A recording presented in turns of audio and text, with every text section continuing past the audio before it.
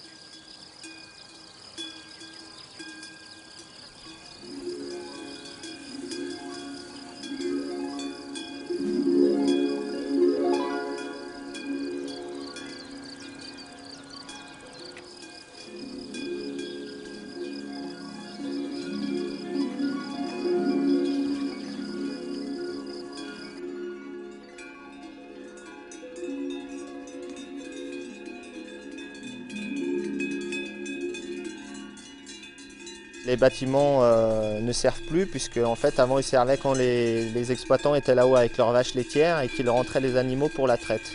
Donc depuis ce temps-là, les animaux sont là-haut juste pour pâturer et on les redescend sur l'exploitation pour les traire, donc forcément il n'y a plus d'utilisation du bâtiment. Alors le lait de la ferme est transformé en reblochon de Savoie, Tom. Donc c'est la coopérative du Pays du Mont-Blanc qui le valorise par le biais des fermiers savoyards. Donc l'essentiel de la production est transformé en reblochon de Savoie, puisqu'on est dans la zone AOP. Et c'est pour ça qu'on valorise l'alpage aussi pour répondre au cahier des charges, être autonome en fourrage et valoriser le terroir. Alors sur l'alpage, il y a une vingtaine de vaches qui mangent durant tout l'été. Donc ces animaux en fait ce sont tous les animaux de l'exploitation qui ne sont pas traits. Donc on appelle ça les vaches taries.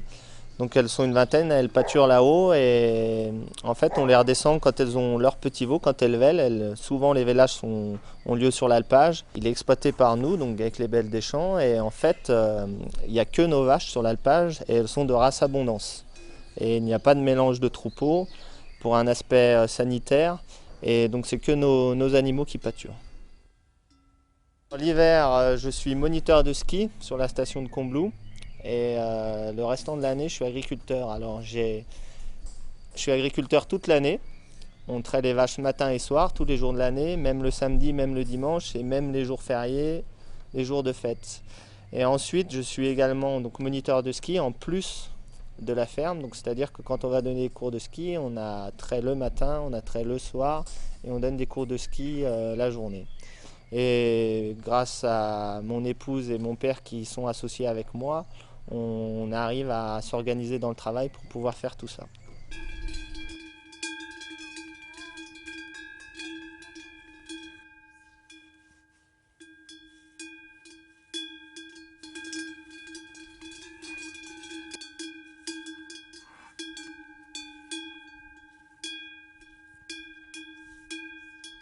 Dans ce chalet, il y a probablement plein de petites bêtes qui se baladent. On pense tout de suite à souris, mulots.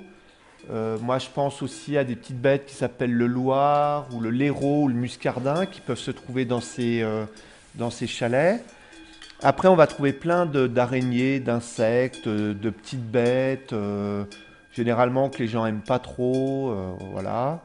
On peut trouver des chauves-souris, par exemple, qui peuvent venir passer l'été dans le toit, sous la charpente, derrière les volets s'il y a des volets. Donc ça, c'est pas impossible, c'est intéressant pour eux.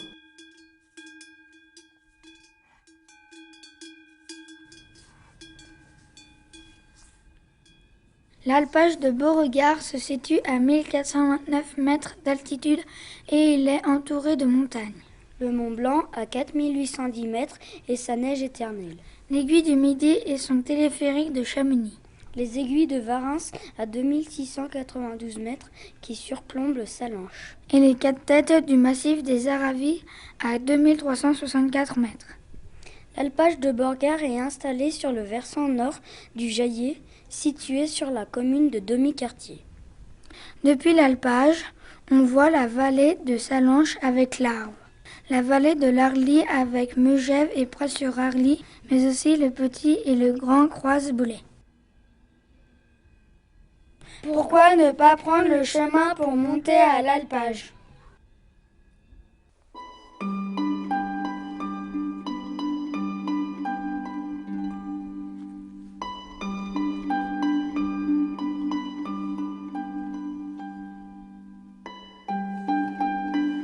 En Haute-Savoie, on a plus de 2400 espèces de plantes qui poussent.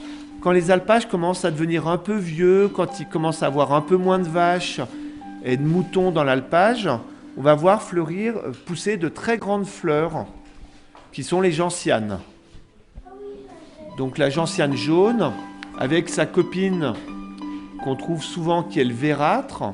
La gentiane, on en fait un alcool qui s'appelle la gentiane, et puis le vérâtre, c'est une plante toxique. Alors comment on reconnaît la gentiane du vérâtre ? C'est que la gentiane, les feuilles sont en face l'une de l'autre. Les deux feuilles, en fait il y a deux feuilles, elles sont toujours en face l'une de l'autre. Et pour le vérâtre, les feuilles elles sont alternées, elles sont en escalier. Alors pour s'en souvenir, moi je pense à un truc tout bête, c'est que la gentiane, on va dire que donc la gentiane, c'est plutôt celle qui est intéressante, celle qui n'est pas dangereuse. Et comme c'est pas dangereux, c'est en ordre. Donc les feuilles, elles sont bien rangées en face l'une de l'autre. L'arnica, c'est une grosse fleur jaune. Et en fait, cette plante, elle est réputée pour enlever quand on a mal ou quand on a des bleus. Eh ben, on peut utiliser cette plante soit en homéopathie, c'est-à-dire qu'on prend des granules qu'on laisse fondre dans la bouche, soit en crème, on va frotter, ça va permettre d'éliminer la douleur ou d'éliminer le bleu qu'on s'est fait. C'est très liquide. Alors ça dépend, mais ça, ce sont des plantes, c'est une plante qu'on peut trouver dans l'alpage, sans aucun problème.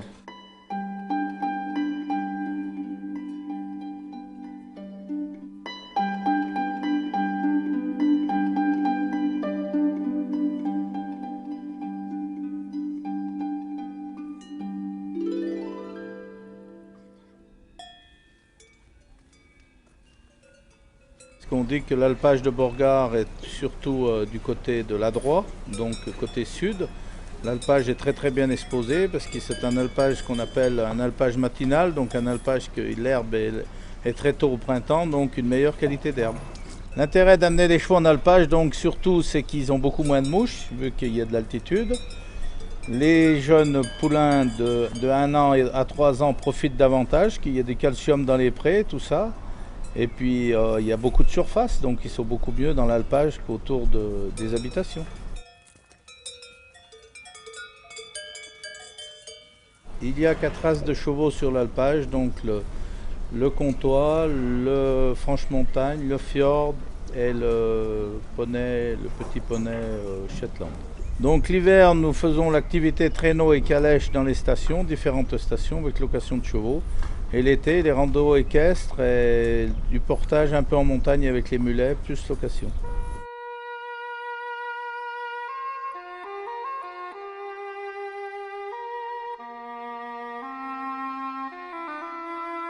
Bon, s'il y a un arbre dans l'alpage, il y aura tous les oiseaux qui peuvent vivre dans l'arbre.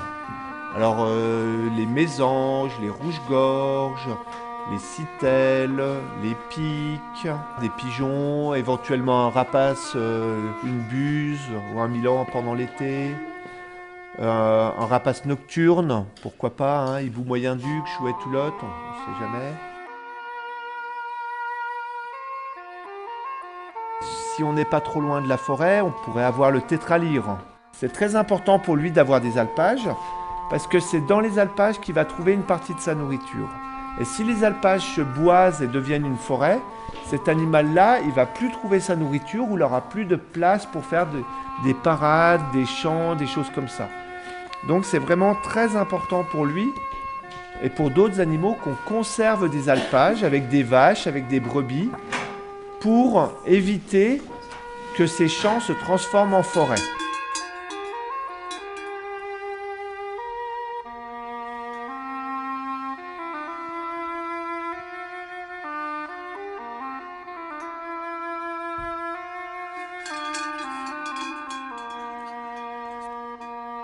il y a plein de bêtes qui sont super importantes.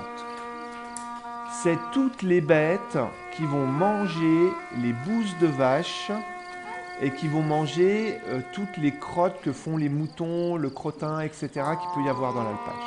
Celui qu'il faut, qu'on arrive bien à souvenir, c'est celui qui s'appelle le bousier. En fait, c'est un scarabée. Et ce scarabée, il va aller prendre les excréments, donc les bouses, les crottes, et il va faire des boules avec, des boules qui sont assez grosses, qui sont plus grosses que lui. Et il va les rouler, puis il va les enterrer sous terre, puis il va pondre des œufs dedans. Alors pourquoi il pond des œufs dedans? Parce que quand les bébés, quand les larves vont sortir de l'œuf, elles auront plein de nourriture à disposition tout de suite. Donc pour lui, c'est très important. Ces animaux qu'on n'aime pas tellement, qu'on trouve un peu sales, parce que après tout, ils vont dans les bouses et ils mangent des bouses, et bien que ces animaux, ils sont très très importants pour la vie de l'alpage, parce que ce sont eux qui transforment les bouses en engrais pour le champ.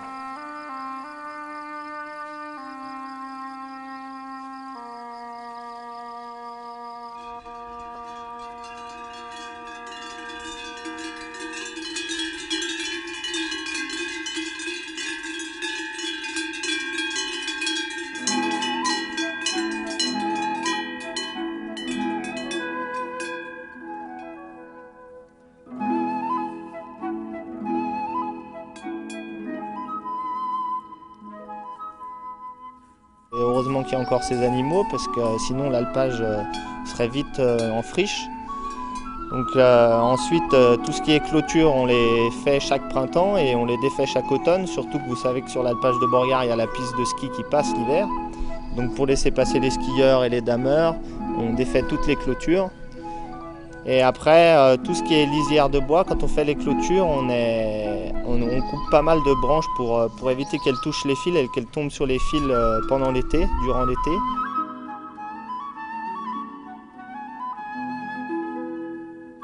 C'est qu'en fait, il y a beaucoup d'animaux qui ont besoin et qui utilisent des alpages.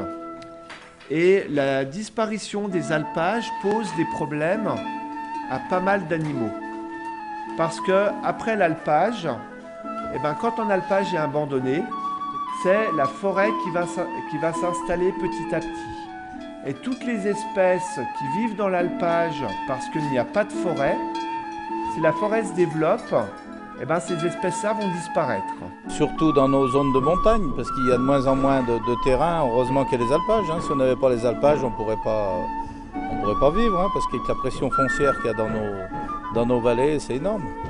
Dans les différents alpages, les familles vivaient sur place, il y avait des très très grandes familles, donc les enfants de votre âge allaient dans les alpages et ils coupaient, ils débrousaillaient, ils nettoyaient, ils fauchaient. Les enfants à votre âge savaient déjà faucher avec une faux, tout ça.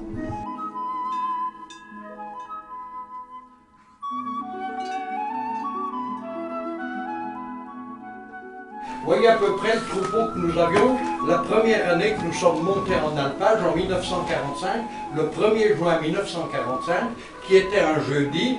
Je n'avais pas eu besoin de demander la permission à mon instituteur pour manquer l'école, parce qu'on ne manquait pas l'école n'importe comment, surtout les années où on préparait le certificat d'études.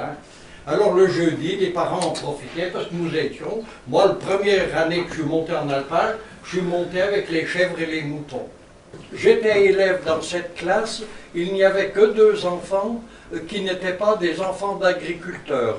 Il y avait une petite fille qui était juive, qui se cachait pendant la guerre avec ses parents, et il y avait une autre fille qui y avait des petits problèmes, qui n'allait pas à l'école chez les sœurs. Nous faisions bon ménage, on leur faisait quelques petites farces, vous voyez, mais enfin ça se passait tout très bien. Je rends hommage à M. Bouvet, mon instituteur. Alors voilà des photos des alpages, ça c'est le châble d'en bas que vous pouvez accéder depuis le parking des Garettes. C'est là que j'ai passé mon enfance d'alpagiste. Et là c'est le châble d'en haut, vous voyez, qui est à côté de la piste de ski au châble d'en haut. Mon grand-père, moi, avait été berger de moutons, il était né en 1831. voyez, mon arrière-grand-père. Et à Megève, il y avait un ours qui venait se promener en été pour profiter des myrtilles et des framboises. Qu'est-ce qui avait éloigné les animaux sauvages de tout temps en 1914 comme en 1939? Les animaux sauvages pouvaient être le lynx et le loup. Mais les guerres avaient éloigné tous ces prédateurs de nos régions. Moi, j'avais 12 ans, la première année que nous sommes montés en alpage, c'était la fin de la guerre, mais les privations et tout ça, et je garde un bon souvenir de cette année 1945, où les gens à Salanches avaient encore faim, et au Chable, là-haut, on voyait des mamans qui étaient parties de Salanches à pied, qui venaient essayer de demander à maman, qui avait 8 enfants, vous voyez, si on ne pouvait pas les dépanner avec un petit morceau de beurre ou un petit morceau de fromage. Mais le plus beau cadeau que notre maman nous a fait, c'est d'apprendre à partager entre frères et sœurs et à l'école avec les petits-enfants qui étaient plus malheureux que nous. Nous avons été en alpage chez nous du 1er juin 1945 au 30 septembre 1962.